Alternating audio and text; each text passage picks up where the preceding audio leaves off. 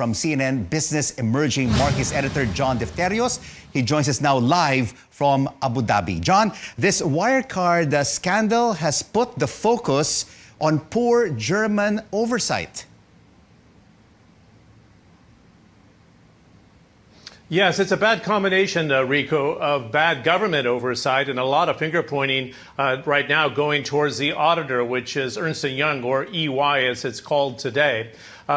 The regulator was suggesting here that they were completely surprised by the events, and they described it as a total disaster that was never should have been allowed to happen.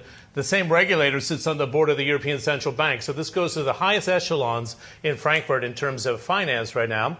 The auditor, EY, was suggesting it was elaborate and sophisticated fraud. But the question being raised already is, how did you sign off on the books in the end of 2018 if you had questions? Couldn't you spot the fraud after being the auditor for so long? The German finance minister said this was a failure of both the regulator and the auditor, and it's raising questions now about a European law that will forbid a company to hire and fire their own auditors in the future. If they don't like what they see from the auditor, will they have the right to fire them in the future? And Rico, we're seeing comparisons now going back to 2001 and Enron. Remember, the tentacles have spread out around the world here in the fancy bookkeeping, the creating of new products. That's being raised right now with Wirecard. And it's amazing. If you dig in, it's in the Philippines, it's in Singapore, it's in neighboring Dubai, it's in Dublin, London, Frankfurt, the United States, and Latin America. And it's almost one of those cases where it's too good to be true. You look at it, fourfold increase in revenues, fourfold increase in assets, fourfold increase in income, all within 5 years. Why didn't the auditor say, is it really that much explosive growth for you to be able to support that sort of income? And if you didn't have the answers, why don't you put the hammer down or call the regulators to come in? And John, as you mentioned, this scandal's tentacles has really reached into many Asian countries and even in the Middle East, and has also put the spotlight on financial technology firms and its impact on the global financial system.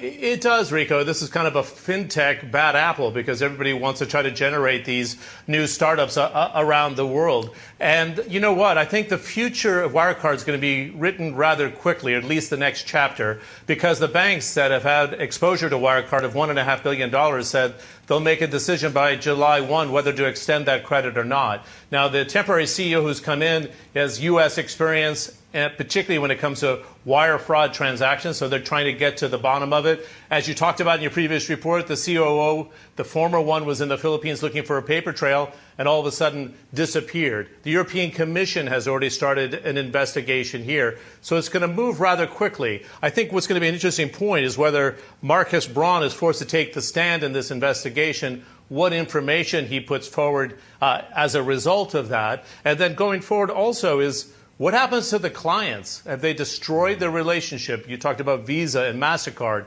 but this is a very long list. Alipay, Apple, Qatar Airways here in the Middle East, American Express. Is there confidence there to be able to rebuild this company? And this is the first time that a DAX 30 company, the major index in Germany, has had a case of such blatant fraud. So it's a big black eye against Germany and its finance system.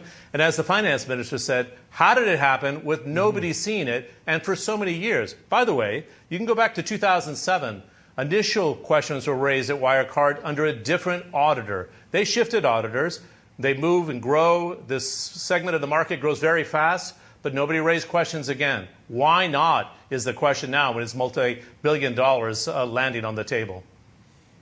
The Wirecard scandal saga continues. CNN Business Emerging Markets Editor John Defterios, thank you so much for joining us from Abu Dhabi on the Wirecard mess. I will take this short break, and coming up next on The Final Word, Liverpool makes its way back to the top of the Premier League. After the break, we'll explain why the team made history. Stay tuned to CNN Philippines, news you can trust.